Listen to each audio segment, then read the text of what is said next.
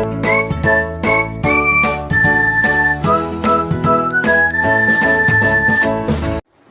alaikum dear students. Today we are going to discuss capacitance of parallel plate capacitor. इस topic को continue करने से पहले मैं रिवाइज़ करना चाहूँगा पोटेंशियल ग्रेडियंट। थोड़ा सा जो है ना हिंट दूंगा मैं आपको, थोड़ा सा रिवाइज़ करूँगा। आपने अगर डिटेल से देखना है तो आप मेरा लेक्चर इसके ऊपर देख सकते हैं। मैंने आपको बताया था यहाँ पे कि फॉर एग्जांपल आपके पास एक पॉजिटिव चार्ज है तो इसका आपको पता है आउटवर्ड फील्ड होता है। दो केसेस में मैंने वहाँ पे भी आपको बताया था लेक्चर में, प्रीवियस लेक्चर में, और यहाँ पे भी आपको बताता हूँ। तो फॉर एग्जांपल मेरे पास एक चार्ज ये Q है, कैपिटल Q इसको मैं नाम दे देता हूँ। यहाँ पे मेरे पास एक चार्ज Q है, ये पॉइंट A पे है, A से B की तरफ मैं मूव कर रहा हूँ। A पे मेरे पास पोटेंशियल कितना है V1, B पे कितना है मेरे पास पोटेंशियल V2।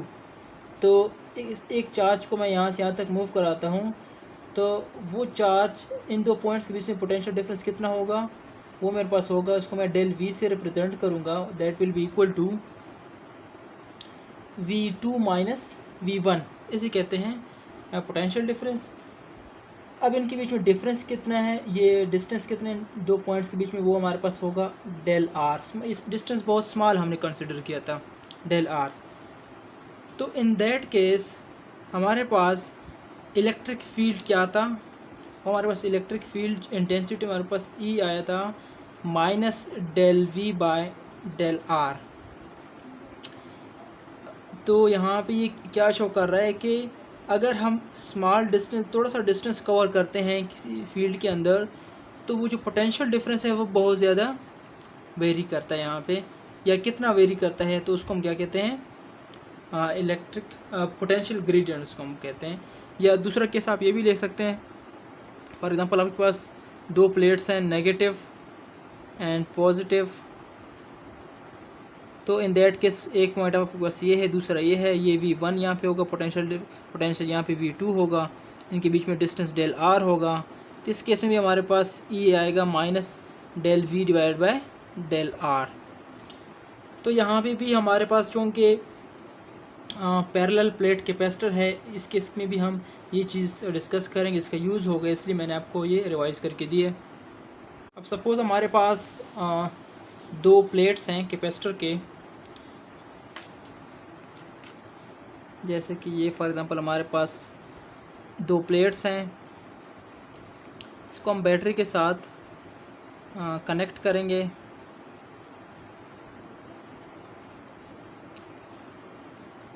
तो यहाँ पे हमारे पास for example positive charges create हो गए, यहाँ पे हमारे पास नेगेटिव चार्जेस क्रिएट हो गए, ये पॉजिटिव हो जाएगा, ये नेगेटिव। और इनके बीच में पोटेंशियल कितना क्रिएट होगा, V जितना हमने अप्लाई किया उतने इनके बीच में पोटेंशियल क्रिएट हो जाएगा।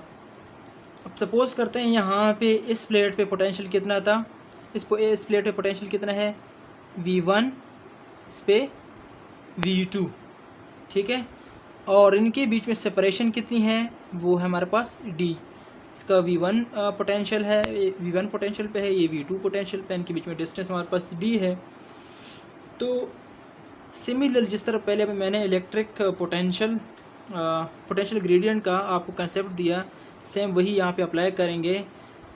इस केस में हमारे पास जो इलेक्ट्रिक फील्ड इंटेंसिटी होगी इन प्लेट्स के बीच में हमारे पास वो क्या होगी, E is equal to minus del V by del R होगी। लेकिन चूँकि हमारे पास यहाँ पे डिस्टेंस क्या है, हमारे पास D है, तो मैं नीचे D लिख दूँगा और डेल V की जगह मैं क्या लिख दूँगा, V2 माइनस V1 यूँ, और साथ में जो माइनस का साइन है बाहर वो यूँ लगा दूँगा। तो नेक्स्ट स्टेप में इसको मैं यूँ लिख दूँगा, E will be equal to, यहाँ पे माइनस अंदर मल्टीप्लाई हो जाएगा तो ये जो प्लस है वो माइनस हो जाएगा, जो माइनस है वो प्लस हो जाएगा, तो V1 minus V2 divided by D आ जाएगा। इनके बीच में अब जो पोटेंशियल डिफरेंस है V1 माइनस V2, इस डिफरेंस को मैं जनरली V का नाम दे देता हूँ, V बाय D हो जाएगा। तो मैं E is equal to V over D यूँ लिख सकता हूँ। इसको मैं इक्वेशन 1 का नाम दे देता हूँ। ये V हमारे पास क्या है, ये पोटेंशियल डिफरेंस है दोनों प्लेट्स के बीच में, और ये पोटेंशियल उतना ही होगा जितनी हमने बैटरी अप्लाई की है, और डी इनके बीच में, इन प्लेट्स के बीच में सेपरेशन है। अब हमने ये भी पढ़ा था प्रीवियस लेक्चर्स में कि सरफेस चार्ज डेंसिटी क्या होता है। Surface charge density is equal to charge per unit area, कि एक यूनिट एरिया पे कितने चार्जेस अकोमोडेटेड हैं इन प्लेट्स के ऊपर, उसको क्या कहते हैं, सरफेस चार्ज डेंसिटी। ठीक है, एक हमारे पास इक्वेशन ये आ गई। एप्लीकेशन ऑफ गाजेस लॉ में हमने पढ़ा था, एक एप्लीकेशन हमने डिस्कस की थी, electric field intensity between the oppositely charge plate, parallel plates. हमने पढ़ा था कि दो अपोजिटली पैरेलल चार्ज प्लेट्स हों तो इन दैट केस हमारे पास इलेक्ट्रिक फील्ड इंटेंसिटी कितनी होगी, वो हमने यहाँ ये प्रूव किया था। E is equal to sigma by epsilon naught. Sigma क्या है, सरफेस चार्ज डेंसिटी है। ठीक है, अब सरफेस चार्ज डेंसिटी इक्वेशन 3 से, ये जो इक्वेशन 2 है इसमें सरफेस चार्ज डेंसिटी की रिलेशन क्या हमारे पास, Q by charge by area. तो इसको मैं यहाँ पे वैल्यू पुट कर दूँगा, इसकी वैल्यू यहाँ पे Q by epsilon naught A आ जाएगा मेरे पास। अब इसको मैं इक्वेशन 3 का नाम दे देता हूँ। अब मैं क्या करूँगा, कंपेयर करूँगा बाय कंपेयरिंग इक्वेशन 1 एंड 3। अब देखें, ये इक्वेशन 1 जो है इसका लेफ़्ट साइड वो भी इलेक्ट्रिक फील्ड इंटेंसिटी है, और इसी पैरेलल प्लेट्स के लिए हमने प्रूफ किया, ये भी इसी प्लेट्स के लिए इक्वेशन है। तो दोनों इक्वेशन के लेफ़्ट साइड इक्वल हैं, तो हम राइट साइड आपस में इक्वल लिख सकते हैं ये दो इक्वेशन। तो मैं इसको यूँ लिख सकता हूँ, Q by epsilon A epsilon naught A is equal to V over D, यूँ लिख सकता हूँ मैं इसको। अब ये टर्म उधर शिफ्ट हो जाएगा, नोमिनेटर में आ जाएगा, और ये V यहाँ पे आके डिनोमिनेटर में आ जाएगा। तो इसको मैं सिंपली Q बाय V लिख सकता हूँ, ये इधर आके epsilon naught A divided by D, यूँ लिख सकता हूँ इसको मैं। अब ये जो मेरे पास टर्म है ये वाला, ये किसके इक्वल है, अभी हमने पहले प्रीवियस लेक्चर में हमने पढ़ा था, ये इक्वल है कैपेसिटेंस के। ये इसकी जगह मैं C लिख सकता हूँ, C is equal to epsilon naught A divided by D। लेकिन यहाँ पे साथ में मैं क्या लिख दूँगा, वैक्यूम क्यों लिखूँगा, क्योंकि मेरे पास यहाँ पे एप्सिलॉन नॉट है। एप्सिलॉन नॉट क्या रिप्रेजेंट कर रहा है कि इनके बीच में हमने मीडियम क्या यूज़ किया, एयर और वैक्यूम यूज़ किया, हमने कोई दूसरा इंसुलेटर यूज़ नहीं किया। यहाँ तक आप नोट कर लें। अब हम फर्दर इसको आगे डिस्कस करते हैं, इस इक्वेशन को मैं आगे डिस्कस करता हूँ। So remember this equation. अगर आपको याद हो तो मैंने प्रीवियस लेक्चर मैंने आपको यही इक्वेशन एक्सप्लेन करके दी थी, और मैंने कहा था कि नेक्स्ट लेक्चर में ये डिराइव करके दूंगा। तो यहाँ पे एक दफ़ा फिर इसको देख लेते हैं कि किसी भी कैपेसिटर का कैपेसिटेंस किस चीज़ पे डिपेंड करता है, एक कि आपने मीडियम कौन सा यूज़ किया हुआ है इनके बीच में। अगर आपने एयर या वैक्यूम यूज़ किया तो आप यहाँ पे आप एप्सिलॉन नॉट की वैल्यू पुट करेंगे जो कि एक कांस्टेंट वैल्यू है। अगर और आपने मीडियम कोई दूसरा यूज़ किया हुआ है इंसुलेटर, तो उस केस के लिए दूसरा हम यूज़ करेंगे, वो आगे मैं आपको फर्दर बताता हूँ। एक फैक्टर ये हो गया मीडियम का, दूसरा फैक्टर एरिया का, कि एरिया ऑफ द प्लेट कितना है। प्लेट का एरिया जितना ज़्यादा होगा उतने ज़्यादा उसके ऊपर चार्जेस आएंगे, और उतना ही इसका कैपेसिटेंस ज़्यादा होगा। दूसरा डिस्टेंस के इन्वर्सली प्रोपोर्शनल, जितने प्लेट्स क्लोज होंगे उतना ही इसके डिस्टेंस कम होगा, तो इतना ही कैपेसिटर के ज़्यादा होगा। जितना बीच में डिस्टेंस ज़्यादा होगा उतना ही इसके जो कैपेसिटेंस होगा वो डिक्रीज़ हो जाएगा। ये तो हमने वैक्यूम के लिए डिस्कस किया। अब हम देखते हैं कि फॉर एग्ज़ाम्पल हम यहाँ पे एयर या वैक्यूम की जगह कोई इंसुलेटर रख दें, इस केस में हमारे पास फिर कैपेसिटेंस पे क्या इफ़ेक्ट पड़ेगा। तो जिस तरह हमने कूलम लॉ में डिस्कस किया था, हमारे पास हम एक फैक्टर इंक्लूड करते हैं एप्सिलॉन आर। ये एप्सिलॉन आर क्या है, relative permittivity. R mean relative permittivity. तो ये हमारे पास किसकी इक्वल है, तो epsilon divided by epsilon naught. अब ये एप्सिलॉन नॉट क्या है, ये वो कैपेसिटेंस है, एप्सिलॉन वो कैपेसिटेंस है जब हमने मीडियम यूज़ किया था। क्या यूज़ किया था, मीडियम यूज़ किया था। और एप्सिलॉन नॉट ये कौन सी वैल्यू है, ये वो परमिटिविटी की वो वैल्यू है जब हमारे पास हमने कोई मीडियम इसके बीच में या यूज़ नहीं किया था, या हमने एयर और वैक्यूम यूज़ किया था। सी वैक्यूम, जब हमने वैक्यूम यूज़ किया था या एयर, उस केस में हमारे पास ये वैल्यू होगी। और जब हम मीडियम यूज़ करेंगे कोई इंसुलेटर वगैरह, तो उस केस हमारे पास ये वैल्यू हम लिख सकते हैं, इसकी जगह ये वैल्यू लिखेंगे। तो इस इक्वेशन को मैं यूँ भी लिख सकता हूँ, epsilon is equal to epsilon R epsilon naught, ये इस तरफ जाके मल्टीप्लाई हो जाएगा हमारे पास।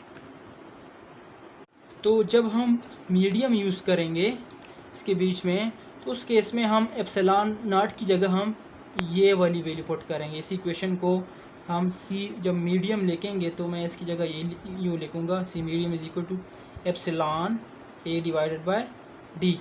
ठीक है, अब इसी इक्वेशन को फिर मैं ये यूँ लिखूँगा, एप्सिलॉन की जगह मैं एप्सिलॉन और epsilon not divided by D, साथ में एरिया ए, यूँ लिख सकता हूँ।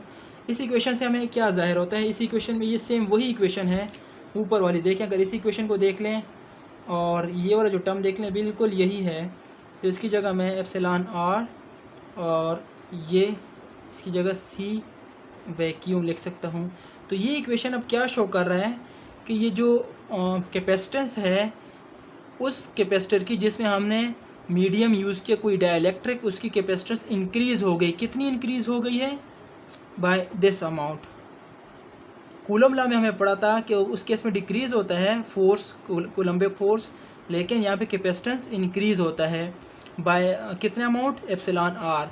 और ये एप्सिलॉन आर हमने पढ़ा था कि किसकी इक्वल है, epsilon divide by epsilon not.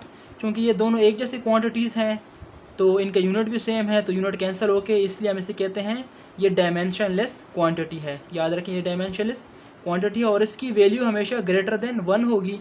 जब ग्रेटर देन 1 होगी तो ऑफ कोर्स सी मीडियम, हमारे पास जो मीडियम ऑफ द जो कैपेसिटेंस ऑफ कैपेसिटर होगी इन केस ऑफ मीडियम या डाइलेक्ट्रिक, वो ऑफ कोर्स ज़्यादा होगी। अब ज़्यादा क्यों होगी इसका भी मैं आपको रीज़न बता देता हूँ।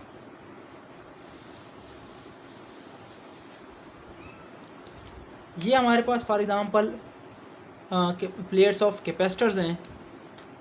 तो जब यहाँ पे हमारे पास positive for example charges appear हो गए और यहाँ पे नेगेटिव अपीयर होंगे जब हमने इसको चार्ज कर दिया है। अब इसके बीच में जो हमारे पास वो हमने कोई डाइलेक्ट्रिक यूज़ किया है, तो उसके भी इस तरह एटम्स होते हैं। तो इन दैट केस इसके यहाँ पे जो पॉजिटिव है तो पॉजिटिव की तरह यहाँ पे इस तरफ नेगेटिव चार्जेस आ जाएंगे। ठीक है, और यहाँ पे नेगेटिव, यहाँ पे पॉजिटिव, यहाँ पे नेगेटिव, यहाँ पे पॉजिटिव, यहाँ पे नेगेटिव, इसीलिए इसको डाइलेक्ट्रिक बोलते हैं। नेगेटिव पॉजिटिव, इस तरफ यहाँ पे नेगेटिव है तो यहाँ पे पॉजिटिव, यहाँ पे negative, positive negative, positive negative, positive negative. अब ख़ुद देख लें, यहाँ पे इनके बीच में एक यहाँ पे अलग ही एक फील्ड क्रिएट होगी, यहाँ पे अलग फील्ड क्रिएट होगी। अब ये जो इसकी इंटरनल यहाँ पे ये जो फील्ड क्रिएट हो गई, ये एक्सटर्नल फील्ड को मज़ीद अपोज कर रही है। ठीक है, जब मज़ीद अपोज कर रही है तो ये मज़ीद चार्जेस यहाँ पे अकोमोडेट करने की वैकेंसी क्रिएट कर रही है। इसीलिए हमारे पास जब हम कोई डाइलेक्ट्रिक यूज़ करते हैं एयर की जगह, वैक्यूम की जगह, कैपेसिटर्स के प्लेट्स के बीच में, तो उस कैपेसिटर की कैपेसिटेंस क्या हो जाती है, हमारे पास इंक्रीज़ हो जाती है। कितनी इंक्रीज़ हो जाती है, वो epsilon R times. Hope so students के आज के लेक्चर की आपको समझ आ गई होगी। So if you have any queries, कोई प्रॉब्लम हो आपको, तो you can mention in comment section. इंशाल्लाह I will try my best to solve your problems.